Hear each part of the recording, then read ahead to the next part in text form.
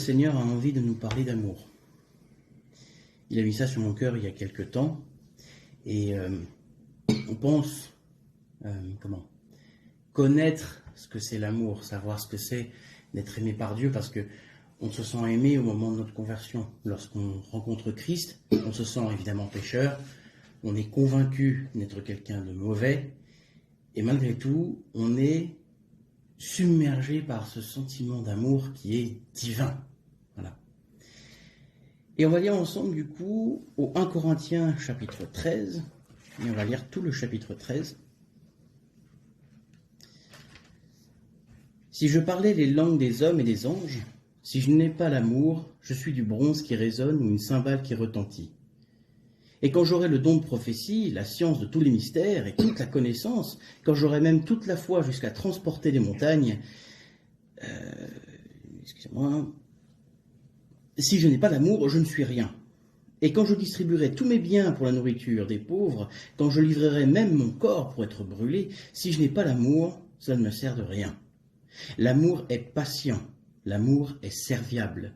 Il n'est pas envieux, l'amour ne se vante pas, il ne s'enfle pas d'orgueil, il ne fait rien de malhonnête, il ne cherche pas son intérêt, il ne s'irrite pas, il ne médite pas le mal, il ne se réjouit pas de l'injustice, mais il se réjouit de la vérité.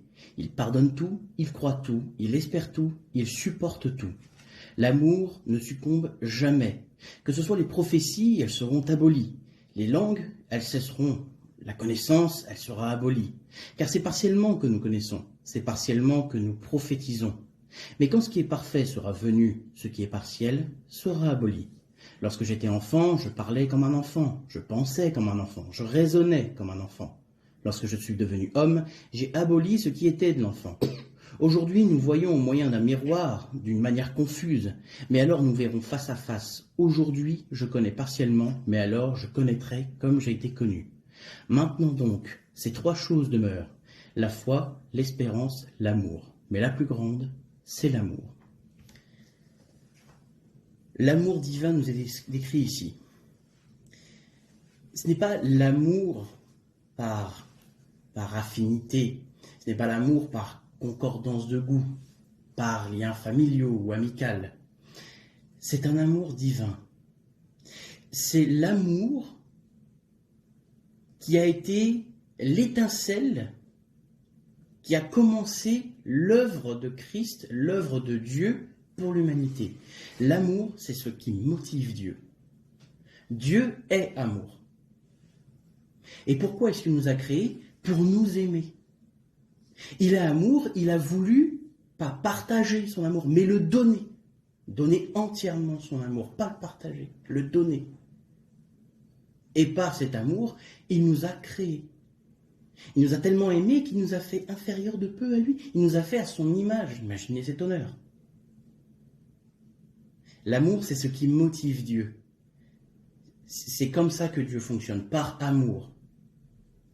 C'est un amour qui fait que lui qui a établi le monde, lui qui a créé le monde, lui qui nous a créés nous laisse le choix de faire ce qu'on a envie, entre guillemets. Le choix de jouer selon les règles ou non. Et de malgré tout continuer à nous aimer et de nous dire, même si tu dévies de la voie, même si tu te trompes, je t'aime toujours et je suis toujours d'accord pour t'aimer, pour te protéger, pour te prendre avec moi. Malgré tout. C'est un amour divin qui est inconditionnel. Aujourd'hui, nous, l'amour, humainement parlant, on va y mettre des conditions. Ah, moi je t'aime bien si tu aimes bien les mêmes choses que moi. Toi je t'aime bien si tu fais partie de mes amis, ma famille. Toi je t'aime bien si tu dis la même chose que moi. Puis, toi qui m'embête un peu, toi qui dis pas pareil, toi qui m'as déjà insulté, oh je t'aime pas. Ce sont des conditions.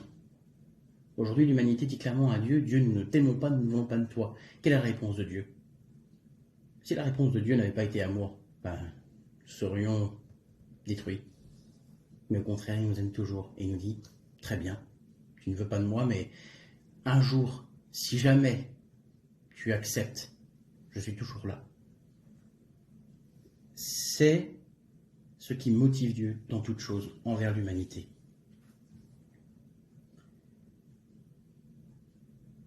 Et aujourd'hui, le Seigneur nous dit, aimez-vous les uns les autres. C'est dans Jean chapitre 13, verset 34. Je vous donne un commandement nouveau. Aimez-vous les uns les autres, comme je vous ai aimé, vous aussi, aimez-vous les uns les autres. Et à ceci, tous connaîtront que vous êtes mes disciples, si vous avez de l'amour les uns pour les autres. L'amour est tellement important, l'amour est tellement primordial, qu'il nous en a même fait un nouveau commandement. Parce que c'est Dieu lui-même qui nous donne ce commandement, c'est Christ qui parle aux disciples à ce moment-là. Donc c'est un nouveau commandement donné par Dieu. L'amour est primordial. Et on ne parle pas effectivement d'amour au conditionnel, mais bien de l'amour divin. C'est facile, entre guillemets, d'aimer les frères ou les sœurs de sa propre église. C'est pas compliqué. Alors, je vais aimer mon père qui est avec moi, ou ma tante qui est avec moi. Voilà, je vais les aimer, on est dans la même église, tout ça. Ça peut être assez facile. Je vois des hésitations pour certains, mais bon. C'est quand même plus simple. Mais si on vous demande justement d'aimer, si on prend l'exemple de l'hésitation, d'aimer le frère ou la sœur, justement, qui, entre guillemets, n'est pas correct dans l'Église. Si on prend l'exemple justement du frère ou de la sœur qui pose problème dans le sens où ça va peut-être être quelqu'un qui ne va pas être franc pour le Seigneur et qui va détourner, qui va parler un petit peu dans le dos, qui ne va pas être honnête. Si on parle d'aimer cette personne-là, si on parle d'un amour humain, impossible, on n'aimera pas cette dame-là, ou ce monsieur-là. Ça, c'est pas possible.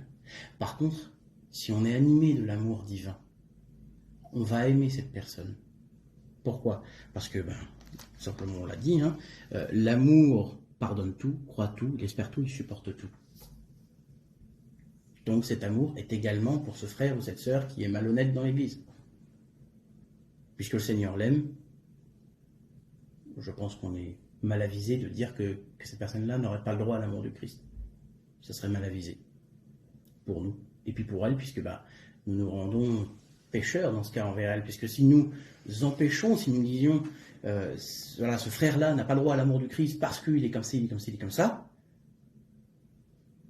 non seulement nous péchons, nous, envers cette personne-là, parce que du coup, nous l'accusons, nous la rendons coupable, mais en plus de ça, on retient l'amour de Christ. On retient l'amour de Christ. De quel droit avons-nous, nous, pauvres pécheurs, d'accepter l'amour de Christ pour nous et de dire, non, les autres, vous n'en aurez pas. Il ne faut pas oublier une chose, cet amour-là, on nous l'a donné, on nous a donné cet amour, mais ce n'est pas pour le retenir.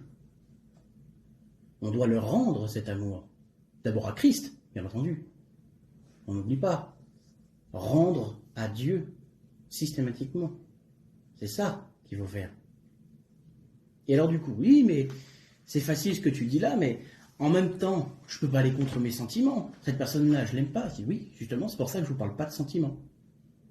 Que je ne vous parle pas d'amour humain. Je dis, mais alors dans ce cas, comment est-ce qu'on aime comme Christ ? Par la croix. Je vais reprendre l'image du vase dont on parle depuis quelques semaines maintenant. Donc on est ce beau vase, le Seigneur a façonné, le Seigneur a rempli ce vase d'amour. Nous sommes pleins d'amour, sauf qu'à un moment donné, c'est plein. Alors nous, forcément, on est heureux, on est plein d'amour de Christ, d'accord ? Mais comment on va plus loin ? Et c'est là où le Seigneur nous dit, est-ce que tu acceptes que je te casse, que je te brise, qu'il y ait une brèche ? Est-ce que tu es d'accord que je te brise, que tu passes par la croix, pour que l'amour que je t'ai donné s'écoule et s'étende pour les autres ? Est-ce que tu es d'accord de passer par la croix pour que mon amour puisse atteindre les autres, soit profitable pour les autres ? Est-ce que tu es prêt à partager l'amour que Christ a eu pour l'humanité, pour se sacrifier lui-même sur la croix et mourir pour nous ? Imaginez ça. Quel est le Dieu ici-bas qui se sacrifie lui-même? Il s'est mis au niveau des hommes et il a accepté la condamnation de mort humaine l'humiliation humaine pour sauver l'humanité. Mais quel est ce Dieu d'amour immense? Il n'y a que Dieu, il n'y a que Christ pour ça. Et Christ nous dit, est-ce que tu es prêt à passer par le même chemin, outre mesure, on ne va pas vous demander d'être cloué sur une croix, mais est-ce que tu es prêt à passer par la brisure de la croix pour que l'amour dont j'ai fait témoignage soit pour les autres également? On se doit, en tant que chrétien, d'accepter la croix pour nous-mêmes, puisque en passant par la croix, c'est Christ qui vit en nous. Et donc, Christ qui vit en moi, moi qui vis en lui, forcément, on va grandir, apprendre, découvrir qui est Christ. Mais il ne faut pas oublier une chose, c'est que Dieu est à l'œuvre. Dieu est à l'œuvre. Et s'il décide de faire une œuvre dans notre vie, c'est pas... C'est pas juste pour que ça profite pour nous seulement égoïstement, entre guillemets. C'est bien pour qu'on montre les fruits de la vie de Christ. Et le fruit le plus important, c'est l'amour. Cet amour-là doit fructifier. Cet amour-là doit déborder du vase. Et comme souvent on est un peu égoïste et qu'on a envie de fermer le bouchon, le Seigneur nous dit, dans ce cas, je vais te casser. Je vais casser ta chair, je vais casser qui tu es humainement pour que moi, vivant en toi, je déborde pour les autres. Et alors, qu'est-ce que ça va produire? Qu'est-ce que ça va produire? Je vais prendre l'exemple, moi, d'un patient à l'hôpital. Moi, je suis soignant, je prends l'exemple d'un patient à l'hôpital, un patient qui, du coup, on va dire, m'insulte ou ment dans mon dos pour me poser des problèmes parce que ma tête ne lui revient pas. Ou, voilà, quelque chose qui, aux yeux des humains, n'est pas normal. C'est pas juste. C'est pas juste. Cette personne-là me fait du mal, moi qui lui veux du bien, qui le soigne, etc. Cette personne-là, gratuitement, me pose des problèmes, m'insulte, me râle dessus, me considère comme... Bref. Cette personne est méchante envers moi. Si j'agis charnellement, je peux avoir plusieurs réactions. La première, ça va être de lui rebalancer une petite sortie avec un son de la répartie bien senti, et puis voilà, t'as vu un peu comment je lui ai rabattu son caquet, à celui-là, terminé, il m'embêtera plus, ou au final, on aura mis de l'huile sur le feu. Première réaction, charnelle, et forcément la mauvaise. La deuxième, on peut se dire, bon, je suis chrétien. Je suis chrétien, donc bon, le Seigneur a dit, bon, maintenant, l'autre jour, bon, je ne dis rien. Je ne dis rien, et en sortant de la chambre, je suis derrière, je dis, bon, j'ai rien dit, il a pu faire ce qu'il voulait, mais alors, je suis là, je te jure, et finalement, je récrimine, je râle, je murmure. On a eu un prêche sur les murmures. Ben là, pareil, on n'est pas animé de l'amour de Christ. Ah, on n'a rien dit au patient. On n'a rien dit, on ne l'a pas chahuté ou quoi que ce soit, mais derrière, on l'a maudit. On l'a maudit sous cape, c'est caché. Mais c'est le même résultat. Alors maintenant, imaginons que je sois un chrétien, oui, mais qui ait accepté de vivre par la croix.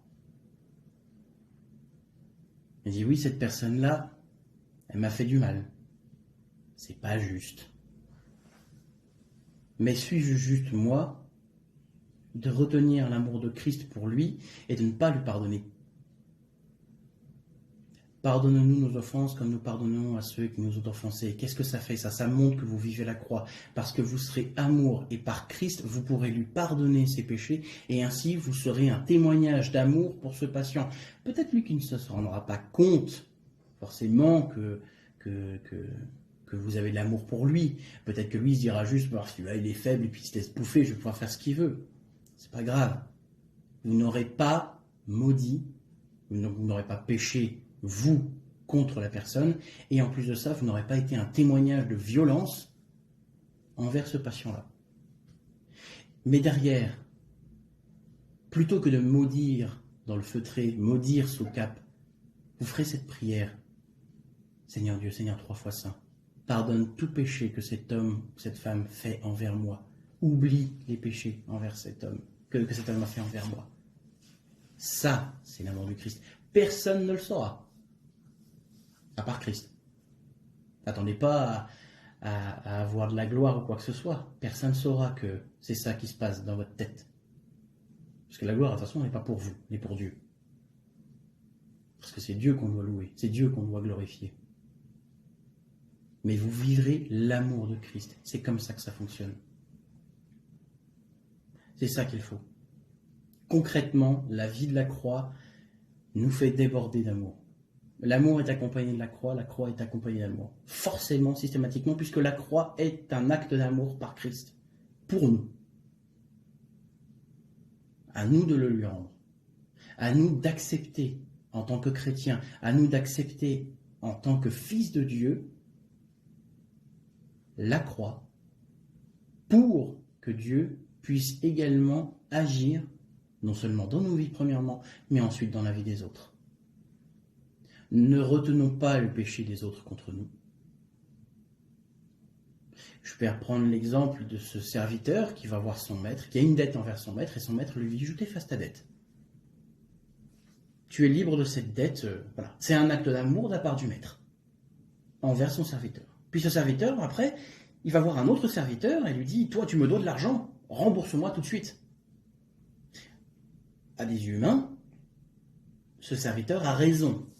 Puisqu'après tout, bon, il a eu la chance de s'être effacé une dette, mais il est en droit de réclamer la dette que ce serviteur avait envers lui. Humainement parlant, il avait le droit. La loi l'autorise, il n'y avait pas de souci là-dessus. Sauf que spirituellement, qu'est-ce que ça représente? Ça représente que ce serviteur-là, au bénéfice de l'amour du maître, l'a interdit à un autre serviteur. C'est pas juste, c'est injuste. Et ce n'est pas normal. Et on n'oublie pas, hein, c'est marqué, l'amour est juste. Il se réjouit de la vérité. Donc, ne soyons pas détournés non plus. Ne soyons pas, voilà, je n'ai rien dit devant le patient, je ne me suis pas énervé, puis derrière, je suis patient. Celui-là, de toute façon, il mérite bien ce qui lui arrive, hein, il a mal. Tu vas voir, je vais prendre mon temps pour lui apporter les antalgiques. Vous avez vu un petit peu ce que ça peut produire lorsqu'on n'est pas franc? Ça produit un terreau pour la colère, pour la haine, pour le péché. Alors que si nous sommes francs et que nous acceptons la croix, le terreau ne sera plus pour la colère ou la malédiction, mais bien pour l'amour. Et ainsi, l'amour va germer, l'amour va pousser, donner du fruit, et ce fruit sera pour qui? Pour les autres. Lorsqu'on on parle tout le temps de la croix, on parle systématiquement de la croix sur tous nos prêches, on sait que c'est le chemin. Lorsqu'on parle de Gilgal, lorsqu'on parle de mourir à soi-même, lorsqu'on parle de la vie de vainqueur, le seul chemin, c'est la croix. Il faut bien se rendre compte à quel point la croix agit dans toutes les étapes et tous les aspects de notre vie.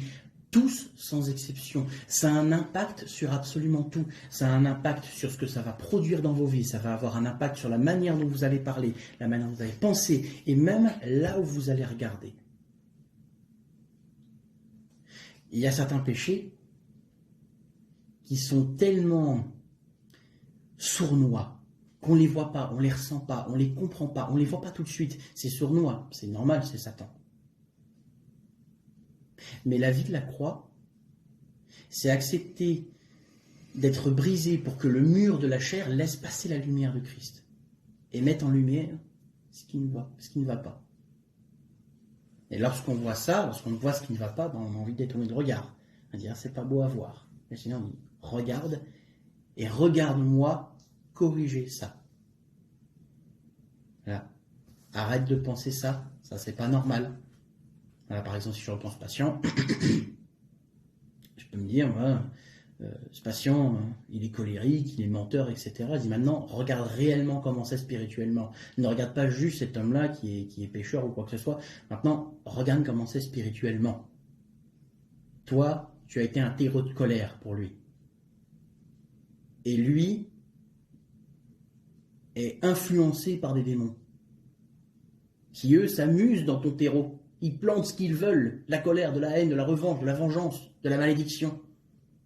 Maintenant, regarde-moi changer. Changer ça en toi. Je retire le terreau de la malédiction et je mets maintenant le terreau de l'amour. Les démons en face ne peuvent rien planter. Ce n'est pas possible. Ce n'est pas accessible aux démons. Par la croix et par l'amour du Christ, nous rendons défaitiste l'ennemi. Il a perdu. Il sait qu'il a perdu. Alors il essaie de lutter tant bien que mal pour essayer de faire le plus de dégâts possible. Le baroud d'honneur, entre guillemets, de l'ennemi. Mais on n'a pas à lui laisser ce baroud d'honneur. Donc si les démons qui animent ce patient ne peuvent plus agir, ne peuvent plus envenimer les choses, créer de la malédiction, qu'est-ce qui va se passer? Il va y avoir de l'amour. Et de l'amour amène quoi? De la bénédiction. Pour toi et pour ce patient. Après, pour ce patient, c'est l'œuvre de Dieu. Ne soyons pas des occasions de chute pour les autres, et donc pour nous. Mais aimons-nous les uns les autres. Et on va revenir sur ce texte-là. À ceci, tous reconnaîtront que vous êtes mes disciples. Le point final, c'est « et tous reconnaîtront la gloire de l'Éternel dans vos vies ». Tous reconnaîtront l'œuvre de Dieu. N'oubliez pas, hein, rendre la gloire à Dieu. C'est Dieu qui agit, hein, c'est pas vous. Vous êtes un témoignage, vous êtes un exemple de ce que Dieu produit. Mais c'est bien Dieu qui produit, c'est bien Dieu qui fait. C'est pas vous. Rendez toujours la gloire à Christ. Si même quelqu'un vous fait un compliment parce que vous êtes un bon chrétien, je lui dis non, remerciez le Seigneur. Toujours rappeler ça. Jamais toucher la gloire de Dieu. Jamais. Mais par contre, le Seigneur montrera aux autres ce que ça produit en vous. Et dire, oh quand même, disons, son Dieu, c'est quand même fort parce que lui il était colérique, il fallait voir comment avant il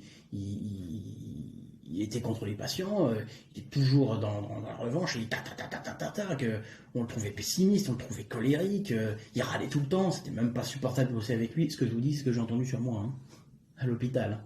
C'est là ce que je vous dis, là, c'est moi. Hein. C'est comme ça qu'on me décrivait, mes collègues me disaient que j'étais. Imaginez à quel point, lorsqu'on ne vit pas la vie de Christ, ça peut faire des dégâts. Et derrière, j'osais dire que je suis chrétien. Mamma mia. Maintenant, on ne dit plus ces choses. On ne me glorifie pas. On ne me dit pas, oui, Dieu, Edwin, il est patient, Edwin, il est gentil, machin. Non, non, non. On ne dit plus, Edwin est colérique. On ne me glorifie pas, par contre, on ne maudit pas Dieu non plus en mon nom. On ne dit plus, t'es chrétien et c'est ça que ça donne. Ton Dieu doit être mauvais. J'ai osé toucher à la gloire de Dieu. Mais en acceptant la croix, on ne montre plus cette image maudissante. Mais à ceux-ci tous reconnaîtront que vous êtes mes disciples. Les autres peuvent voir un changement. Et si un jour un collègue ou un ami vient me le dire, je lui dirai, mais c'est pas moi ça, c'est Dieu qui crée ça. C'est pas moi, sinon sans Dieu, je serais toujours cette même personne colérique et haineuse. Je serais toujours ce pécheur inné et impardonnable. Et dit pourtant, j'ai Christ. Et impardonnable, je suis devenu pardonné. De pardonner, je suis devenu aimé. Et d'aimer, je suis devenu amour. Comment? Par Christ. Christ et uniquement Christ. Voilà ce que ça peut produire. Voilà ce que ça donne. Et voilà pourquoi l'amour est la chose la plus importante, c'est parce qu'il est à l'origine de tout. Il est à l'origine de notre création même. Et cette origine-là, cette essence, cette puissance-là, ne doit pas être retenue par nos mains. On ne peut pas se permettre de prendre quelque chose d'aussi divin et de le gâcher. On ne peut pas. Donc, aimez-vous les uns les autres. Par l'amour divin, pas les sentiments, pas l'amour humain. Devenez compatissant, patient, compréhensif. Comment? Par l'amour. Et pardonnez nos offenses, Pardonne-nous nos offenses comme nous pardonnons à ceux qui nous ont offensés. Le pardon des autres, c'est leur témoigner l'amour de Christ pour eux. Voici pourquoi l'amour est la chose la plus importante et même l'énergie avec laquelle le Seigneur agit. Que le Seigneur vous bénisse.